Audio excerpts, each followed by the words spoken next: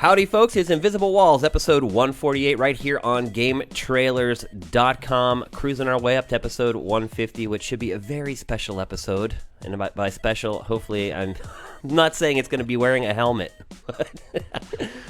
I don't know if you guys noticed or not, but this week we had a brand new feature launch on Game Trailers called GT Tribute. Pretty proud of this one. It's kind of our chance to put some of our favorite parts of video games up on a pedestal and show you guys how awesome they are. We had the contest where you guys had to name all 100 games that were in the montage. Maybe a little bit to ask for a t-shirt. No, it was like a $50 gift certificate. Yeah, maybe we need to be better at messaging that because all the T-shirt comments warehouse? on that page were like, I'm not doing this for a stupid t-shirt I can pay $20 for. Did anyone get it though? Yeah, a lot of people got it actually. Nice. And the contest is still going on, so everyone who gets it right gets to put their name in a hat, and then we draw the winner out of a hat. For one Is it the t-shirt. Mario hat? No. What's the certificate for? Is it for that crappy cafe around the corner? No, it's a $50 Amazon gift certificate You can only spend it on t-shirts. in the GT store. You could buy 80% of a next-gen game. We will probably do this again when we put up our next tribute, although maybe we'll try to make it a little easier next time. 200 games. Yeah, 400 games. The next tribute should be Atari Jaguar games. What was that second word? Jaguar. 5-second tribute. Jaguar. Yeah, 5-second tribute. Can you That put would be that the into your easiest one to schedule? cut ever. Yes, you can. So, aside from talking about ourselves, we actually have a lot of games to talk to. We actually have the MPD report today as well. We're going to get to a little later. And here to talk to you about all the latest in the gaming industry is returning from suspension, Marcus Beer. What's occurring? How was your little vacay, Marcus? It wasn't a vacay. My dad was sick, so I went back to the UK, and he's doing much better now. Some people were very kind enough to reach out and say, nice things. So it's good to be back, but he's doing well. I'm sure, he enjoyed having me around just to hang out. So it was good. I'm glad to be back, but I'm glad he's well. Anything that you realize you missed from Europe while you were there? A really good doner kebab. Which A what? exactly. I still haven't actually had one, even though like friends in Germany always tell me. When you if you ever go to London and it's like 2:00 in the morning, you're drunk off your box, you go for one of two things: a curry or a doner kebab. Doner kebab you can get from like any sort of like roach coach or whatever, and they're just really, really good. Pita bread and salad and chili sauce and minced lamb. And seriously, it's fantastic. Do people not like pizza in London? Actually, a really bad doner kebab can lead to pavement pizza. Gotcha. So he's back in the house and ready to raise a ruckus. Ryan Stevens is on the show today. Present and accounted for. Justin Spears here to talk to us about some bullet stormage.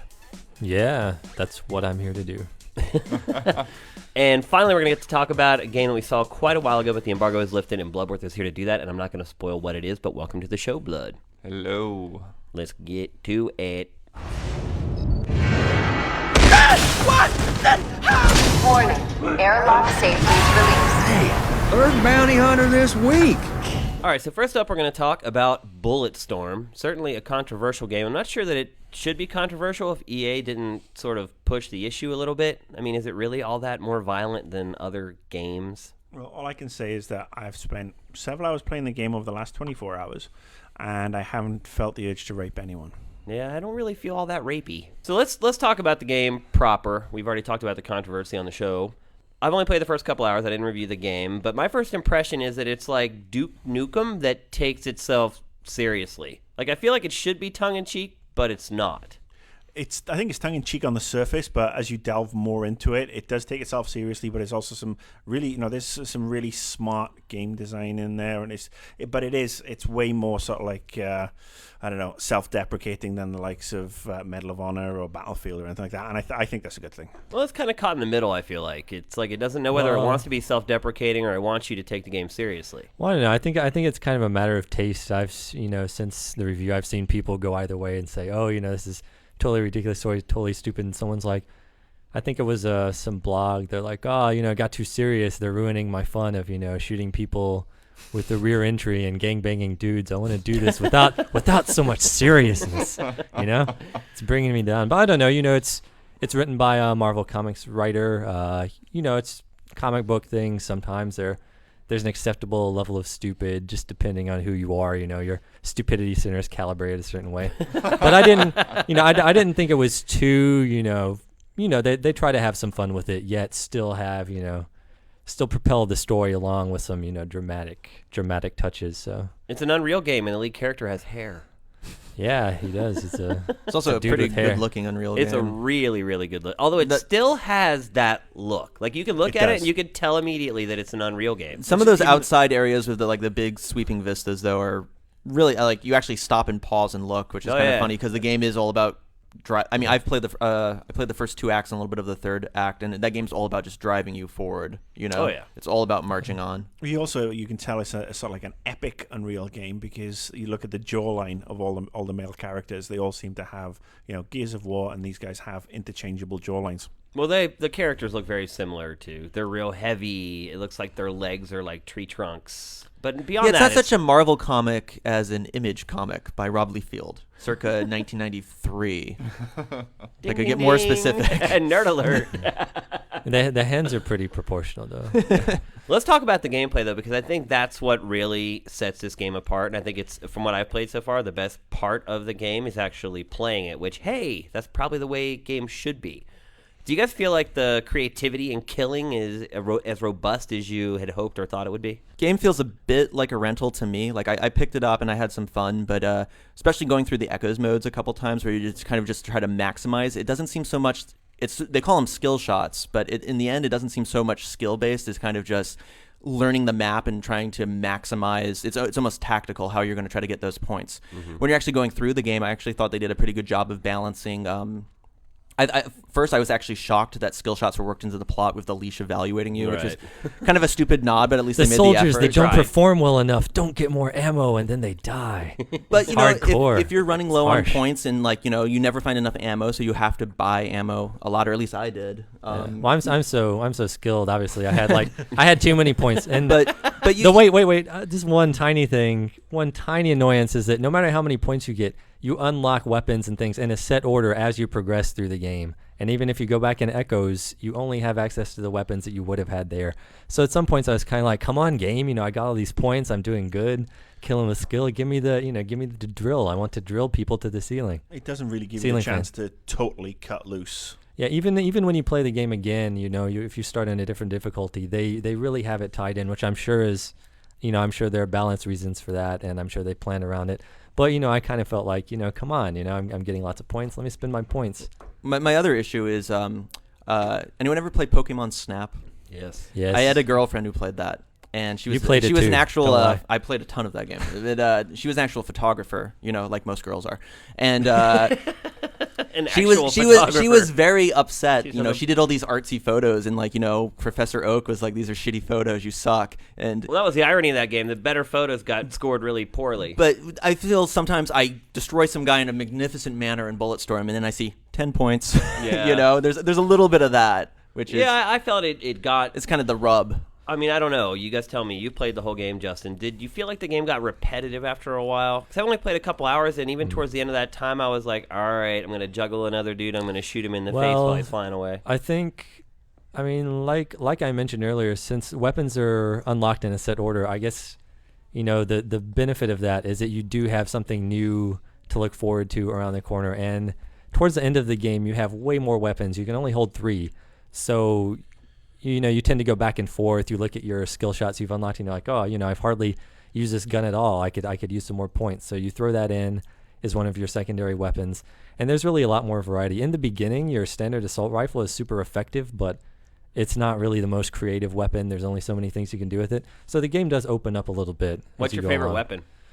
I actually why? like the weapon that launches the bouncing balls of doom. It's the charge shot. As you power it up, and then you shoot it and it'll bounce in place, and you can kick it at people, kick people into it, leash people into it, and it just boom, boom, boom, and you can cause a lot of destruction with one shot. I think the kicking is my favorite part of the game. Definitely. I think leashing somebody from a distance, pulling them back in, and then just whacking Kicking them, them. yeah, kicking them, and then kicking them onto a big cactus or kicking them off the edge of a cliff. Yeah. I mean, the first time I kicked somebody into a cactus and got the prickly achievement, that was just so cool. But they have a nice slow-mo effect, right? When you kick a guy, so it gives you a second. If So you you have didn't time kick to him quite actually right, shoot him. you didn't kick him quite right, you can reposition Slide over him. there. Yeah, but I mean, it's a little strange that they go in slow motion while everybody else continues to go at regular speed. it's your boot. Your boot glows when you do it, so it's some kind of futuristic That is a video. Yeah, technology. apparently they thought it was important enough to make the bottom of your shoe the entire box art. Yeah.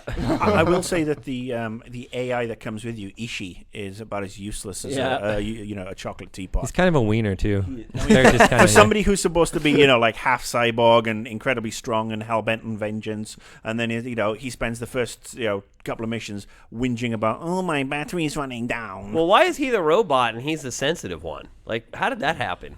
He's the one that's like, you dragged us into this for He's your own Dean revenge. Martin to your Jerry Lewis in the game. It's the But road to Does he Bulletstorm.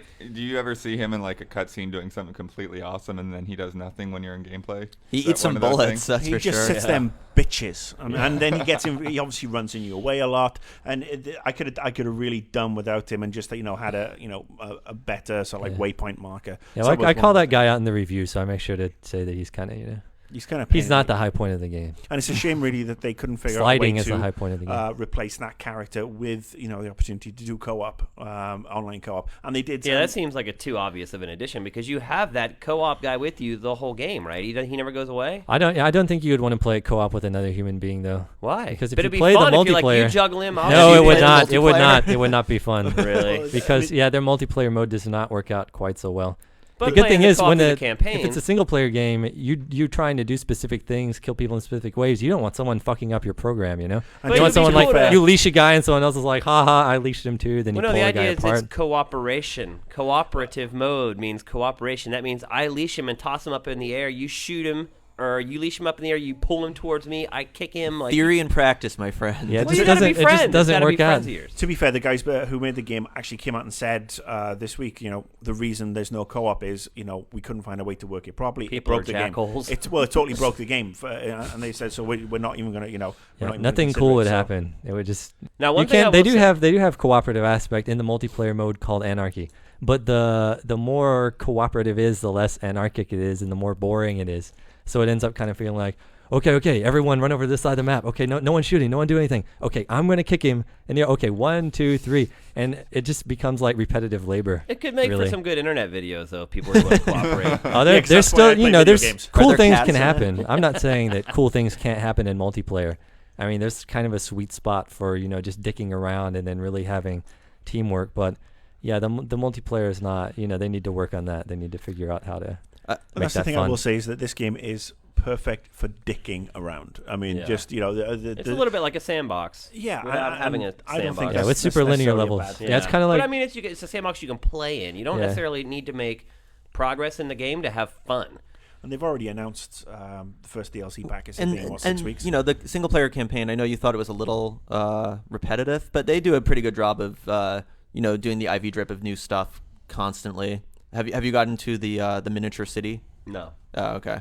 There's some definitely Yeah, like I said again, to moments. qualify what I've been That was saying, 7 I have ha's. not That's maybe played too many that much of the ha's. game. One thing I will say though is that in this day and age, it seems to be becoming increasingly more difficult to find unique gameplay experiences, and I think this is one of those. This is one game that you play where you don't feel like you've played it a million times before. Kinda. It's kind of like the first-person shooter version of Mad World in a way. It also kind of reminds me of Shadow of Rome. Just you kill dudes in weird ways, and it gives you titles and points. Like some of the things, I was like, wow, that really reminds me of Shadow of Rome.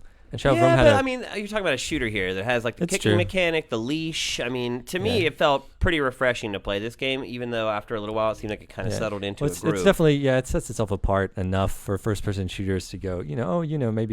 Maybe I'll take a look at this. I'd also say if you do like achievements and trophies and whatnot, you'd probably like this game even more, since unlocking every little thing is almost like doing a little achievement. It does feel like an achievement. I mean, they give you some low hanging fruit right off with the first couple of skill kills that you can do. But the first time I shot one of those gas canisters and literally took out an entire like half block of bad guys, and it's like boom, boom, boom, like 6,000 points. Oh, fantastic! It's Well, they do brilliant. set it up like right at the beginning. They have those explosives that are hanging over top of the enemies. If you shoot them, like the whole thing kind of Environmental collapses kills. onto them. Yeah. But it's fun that they have that stuff set up. And sometimes you just do it on accident and everything goes boom and you're like, what the hell just happened? How did I do that? I don't care. It was freaking awesome. And then you go back to try and do it again in echoes, and it does take a bit of skill though to get some of the more difficult ones. But I think it's very enjoyable to do that as opposed to some of the games where it becomes a real freaking grind.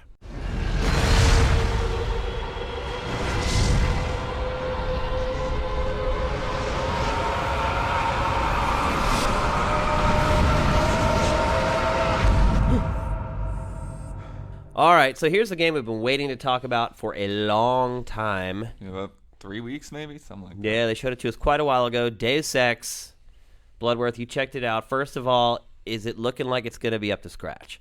Yeah, definitely. I played the first 3 hours of the game.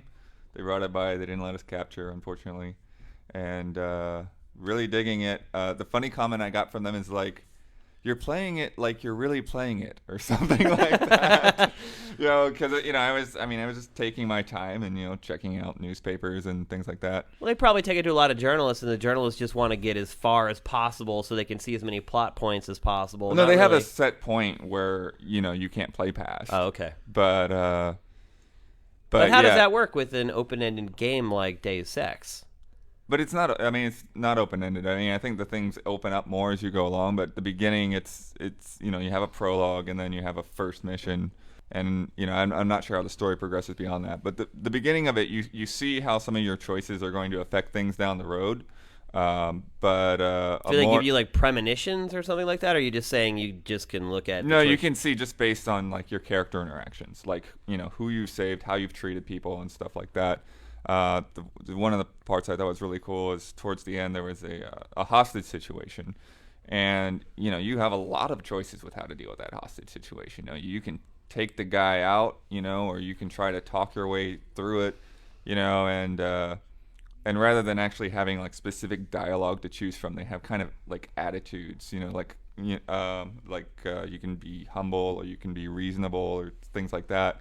So could you choose one of those, and then you end up shooting like the hostage taker and the hostage, and you're just like, wait, I didn't really want to make that decision, but because of No, how if you shoot somebody, if you're gonna shoot them, I mean, I think you would just raise your gun and shoot them. Like I'm talking, like if you actually try to talk your way through it. I somehow managed to get through it with like probably the best results that kind of pleased everybody and and kept the key people alive. Are there best results though? I mean, with a game like this, I think a lot of people may be hoping that there is no such thing as a best result. I mean, I guess what I'm saying is from there I could see that it looks like I'm going to get a lot of rewards from the way I treated people there. But who knows? Maybe one of those people that I thought was just a pawn or something comes and backstabs me. I should have taken him out. I don't know. Or maybe the bad guys are actually the good guys. But also, I mean, you best, don't know. best results for you is maybe a non-violent ending. But when Yeah. Marcus is playing, he wants to fucking murder everyone. So his best result, that would be a horrible result. He's like, oh my god, I'm playing like Bloodworth. This is horrible. Stereotyping much? Why would I'm you just think I saying, want to kill for everybody? example. We've done how many I've read your episodes with you at blog. this point?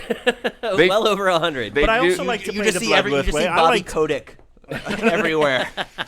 That's not true. They do say that you can play through the game without killing anybody, but it seems like A that'd lot be of games really claim that. hard to do. And then it's like, but you have to use the tranquilizer gun, and they look like they're dead. And you have no ammo, and you get one shot per enemy. Yeah, you have to do a lot of scavenging, like picking up their weapons and bullets and things like that.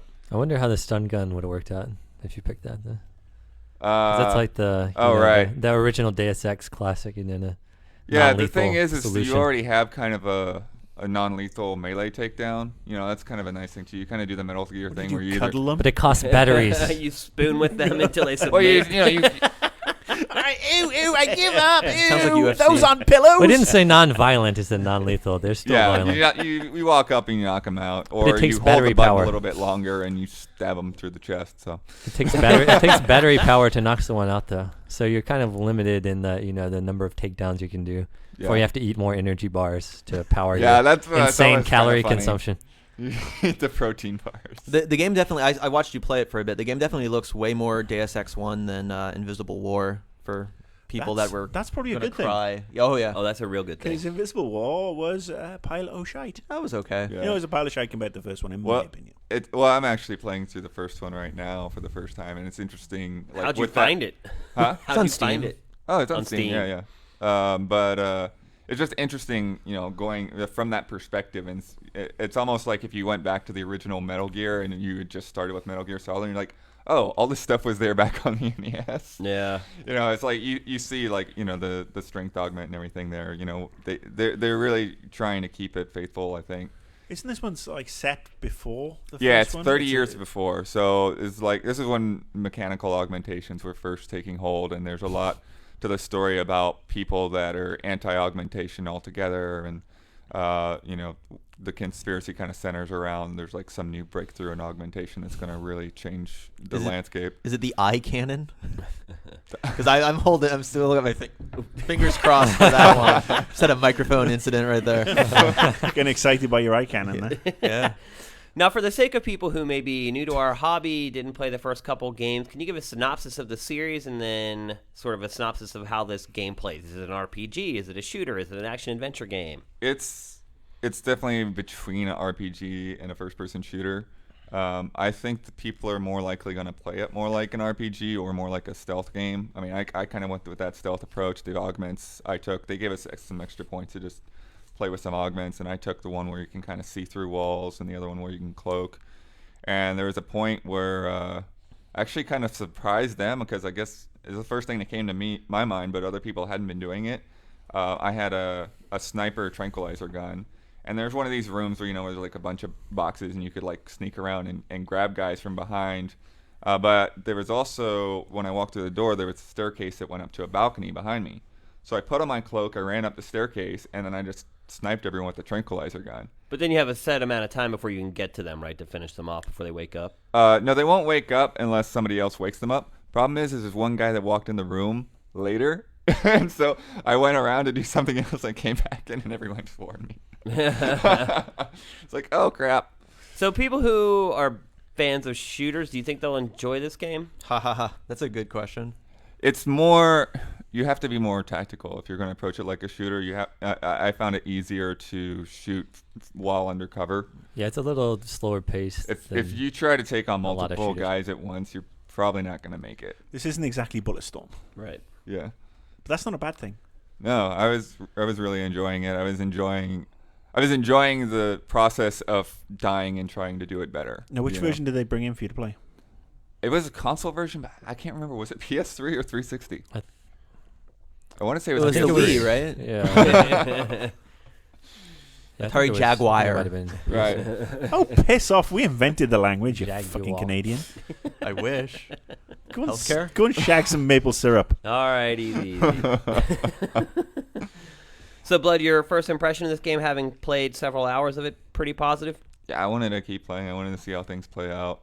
I like, and this is another thing that goes back to the original game, is I like that when you first really dig into that first mission, they give you, there's kind of like a dialogue choice. It's like, what are the rules of engagement going to be?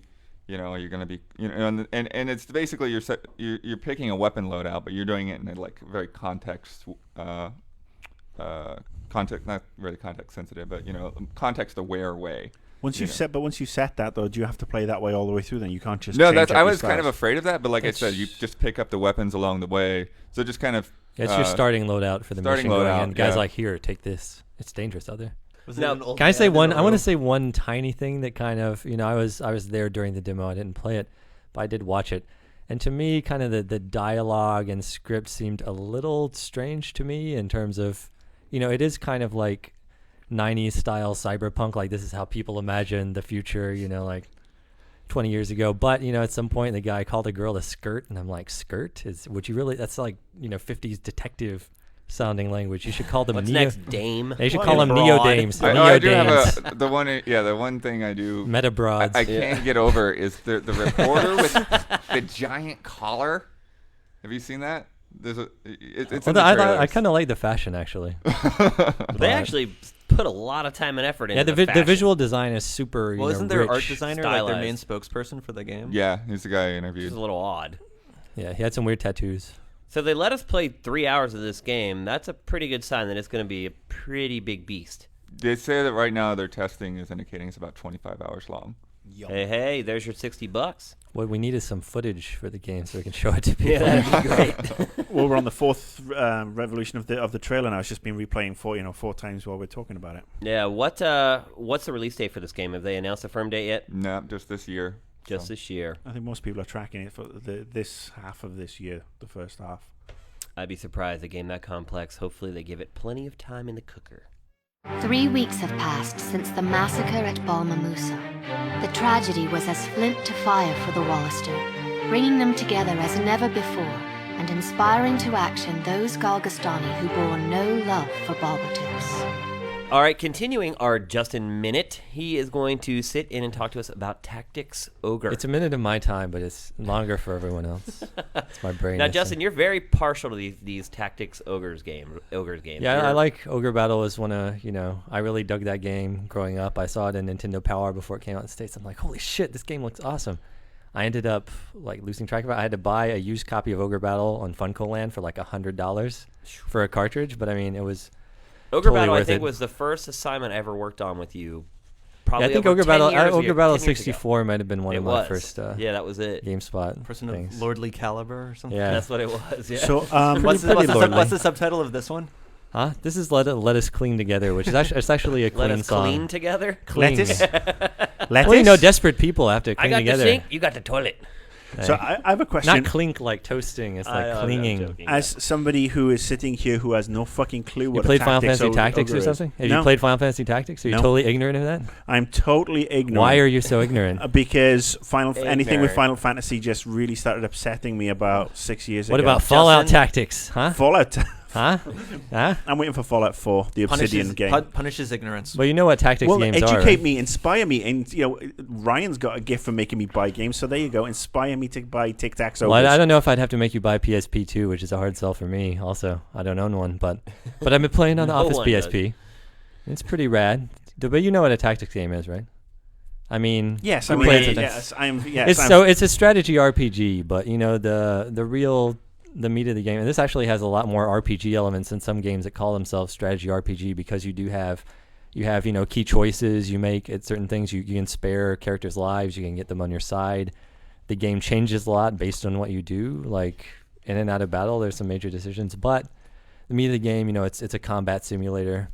It's grid based. There's terrain, there's elevation, there's like attack ranges, counterattack, stuff like that. So it's really in fielding kind of a small army of dudes. You can have up to 12 characters, which is Final Fantasy Tactics is a cool game. It has a kind of a much smaller character limit. So here you have a bunch of dudes. They all have their classes. You're learning skills for all your guys. They have loyalty levels, so you can do interesting stuff like you go to the screen and you're checking your loyalty level, and it's like a lizard man I just recruited and says this unit does not open its mouth but to complain. Like, oh man, this guy is sounds feeling like a Shane. feeling a little upset, so I have to bring that guy into the fold. I don't know, it gives it really gives you that kind of feeling of like managing a team or like a small army. You will know the names of each of your guys and you'll know what they do.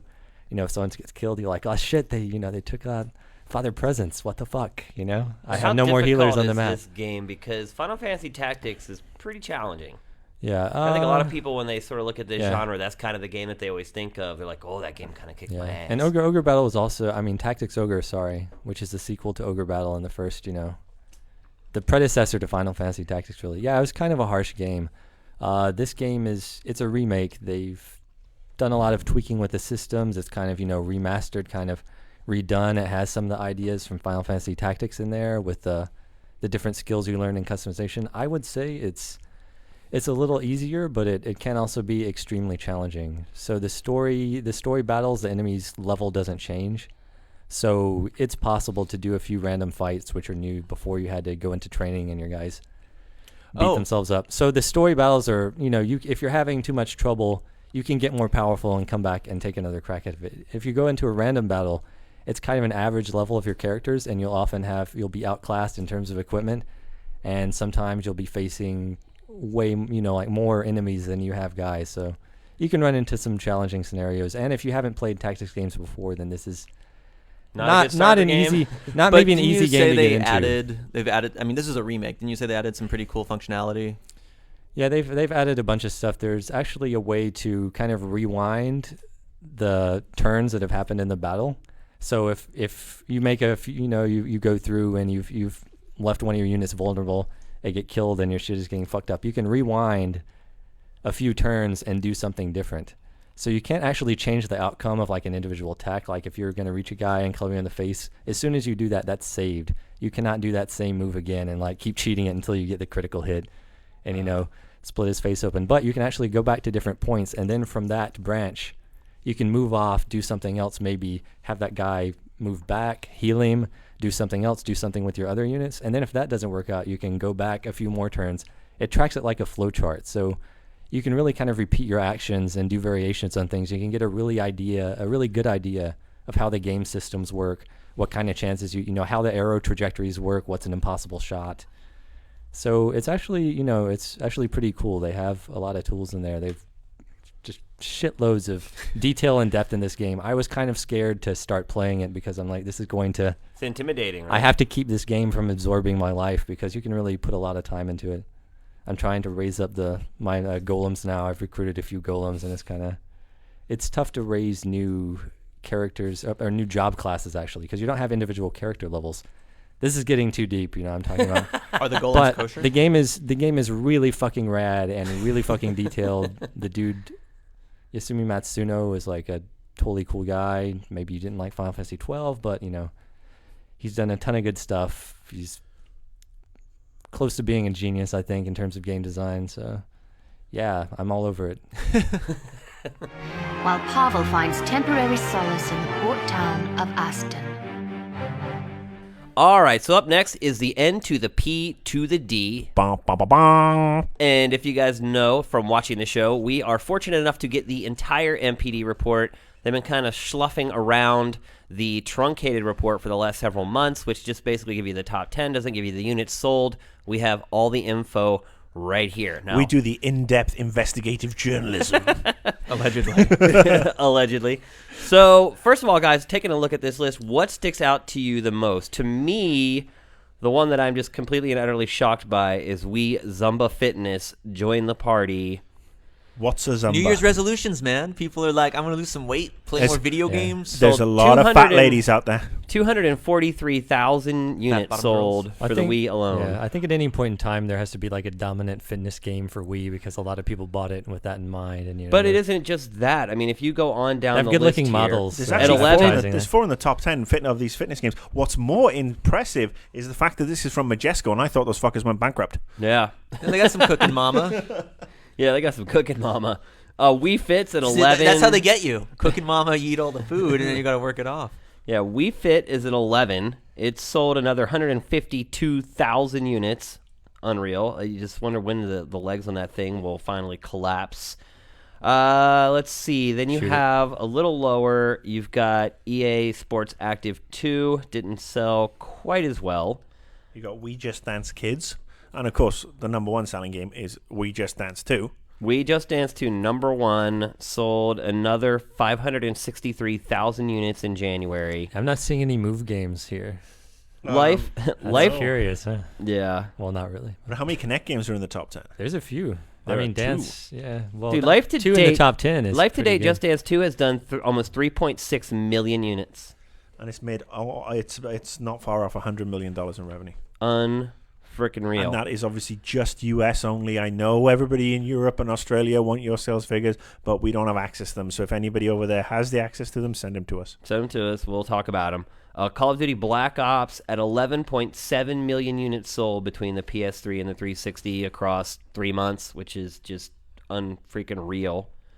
We have Little Big Planet 2. Its debut, it sold 353,000 units. I think that's about where they expected. I think they're probably happy with that. That's also one of those games that's not a reach out and get day one, and it Yeah. kind of crosses audiences. So I think for a first month, that's a pretty good showing for that game. Dead Space had a great month compared to the first game. Yeah, Well- 300,000 just on the 360, 300,000 first month. Yeah, 440,000 units across I- both. I think last time it sold about 180,000. I thought, well, it cracked 1 million ultimately. I know that. Ultimately, I'm just saying debut. It has a much stronger debut.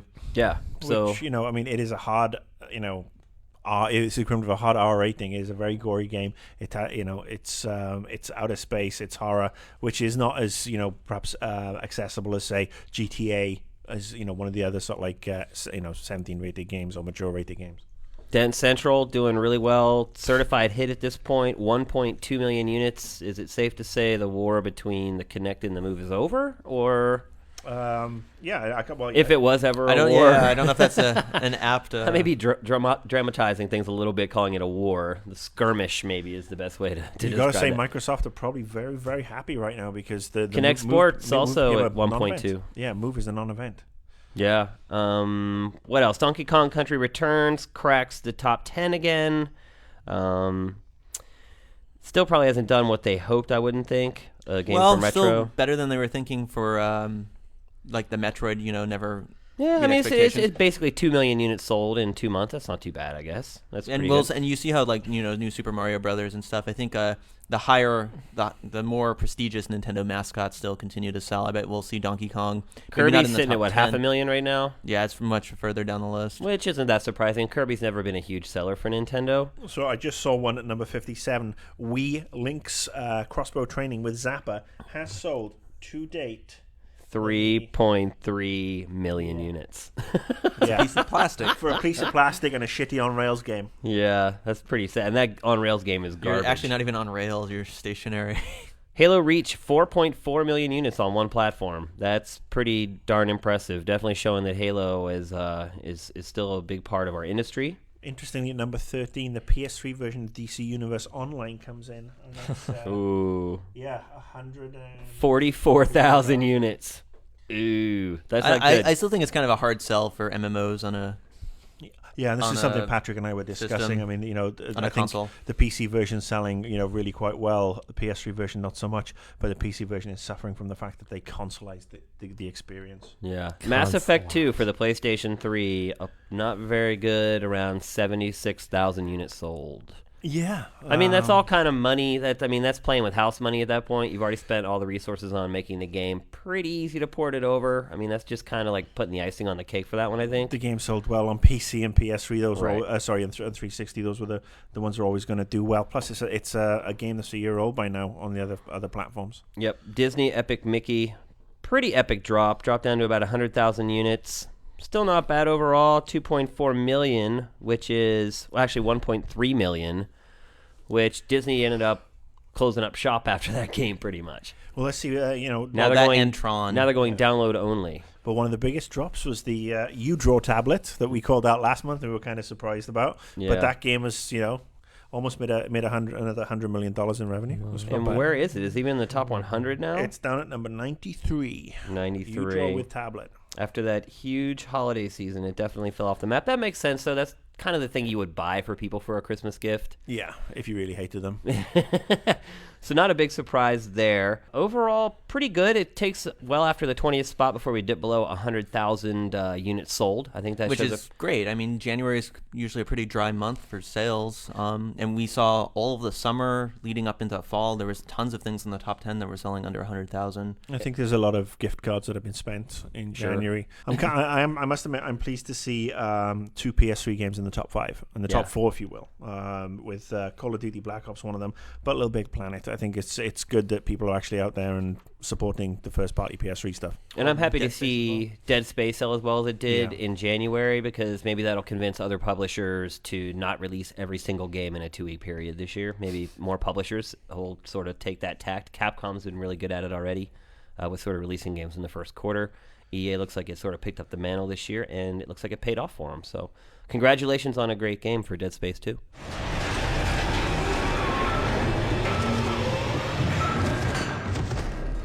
All right, so that'll do it for episode 148 right here on GT. I think you guys are starting to see that we have a bunch of new features rolling out. We're going to continue to do that. A bunch of new stuff that we're working on as well. In fact, next weekend, I can't promise it 100%, but it's looking like we will have a brand new feature coming up next weekend. So make sure you check out the site. After you check out Invisible Walls, there should be something really big next Saturday or Sunday. So make sure you stop by and pass your judgment on that. That's it for this week, folks. We're headed out to GDC for next week, so we'll be recording from the show. I think if you remember last year, we were a little bleary-eyed at that point. But should be lots of big news coming out of GDC. We'll be there. We're actually leaving on Monday. We'll be there all week doing coverage around the clock. So no matter where you guys live, if you stop by GameTrailers.com during next week, there will be brand new videos going up. So as always, thanks for your support. Thank you for watching. Thank you for listening. Invisible Walls is up and out to GDC.